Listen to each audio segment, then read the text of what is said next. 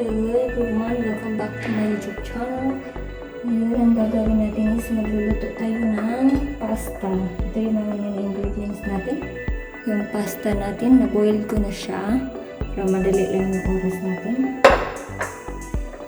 Yung oil,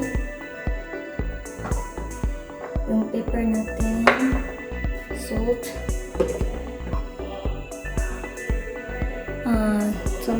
tomato, 1 big slice onion, 5 cloves of garlic and ginger. Tapos yung egg natin na scrambled egg na natin siya. Tapos ito yung cabbage, carrot, tsaka yung leeks. Yung leeks natin pang ano siya natin, pang garlic. Kasi yung pasta natin ngayon is vegetable pasta. Ayan. Ito yung gagamitin nating sauce. Herb siya. Ayan. Medyo madilim yung kusina natin ngayon. Ayan. So guys, herb yung gamit natin. May dalawang flavor ako na pasta sauce. Ito yung gagamitin natin, yung pasta roma. Ayan. Bagong ano pa lang siya. Plus. Magsisimula na tayo mag-cooking.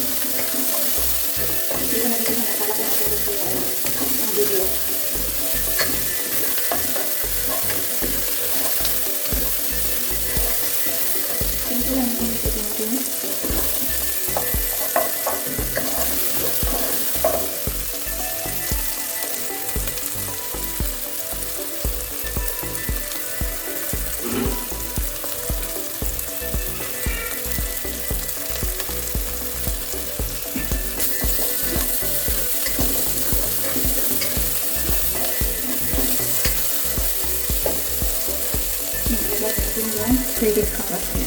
Shredded ko siya. Hindi ko siya pinaksa. Inaano ko siya sa para manipis talaga yung pagkita. Lagyan natin siya. Mamaya natin lagay yung leeks guys. Madali lang naman yung lamito.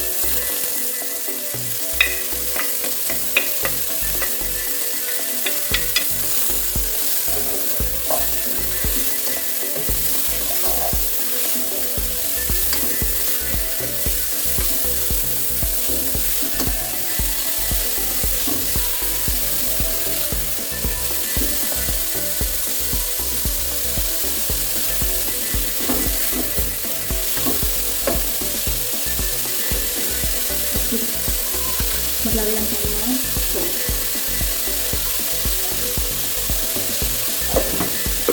Tapos yung pepper.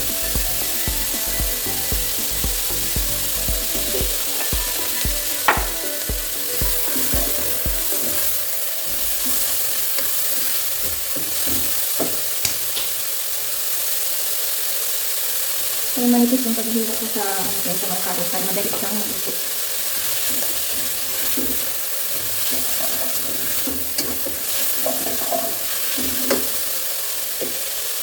Pwede natin ilagay yung ating sauce, yung herb na pasta roma sauce.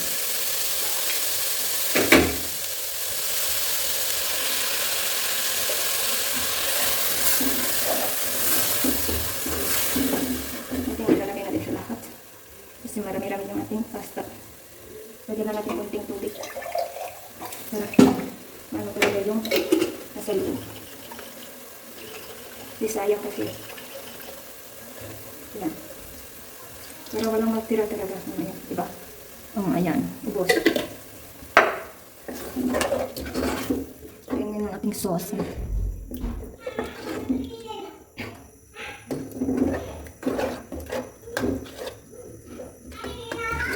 Puliin natin siya ng konti. Bago natin ilagay yung pasta.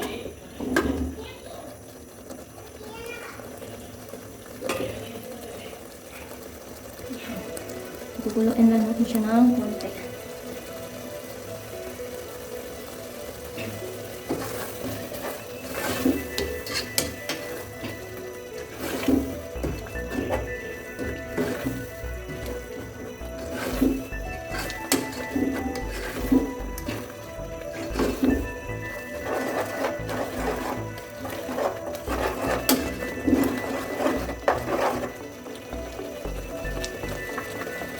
Kung kumain na siya, pwede natin ilagay yung ating pasta.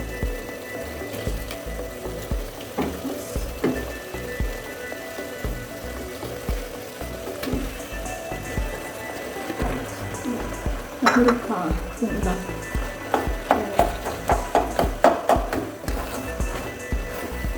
Mix lang natin.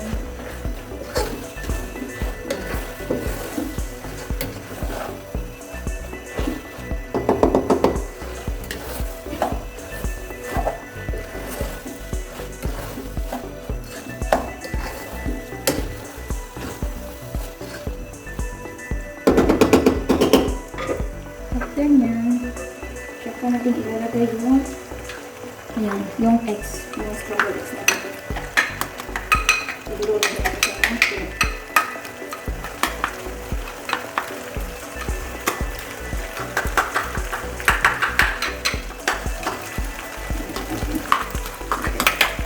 May cheese pasta.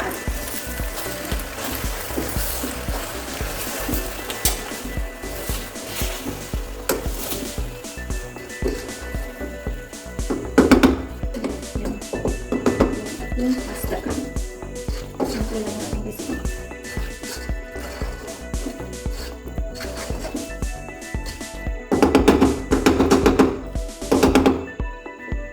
Tapos ito yung natirang yung leeks. Nagamitin natin siya mamaya kapag nasa ano na siya sa plates. Pang shredded natin siya mamaya. So, tatabi lang muna natin siya. At ayan, tapos ang ating pasta. Ayan. Luto na yung ating pasta.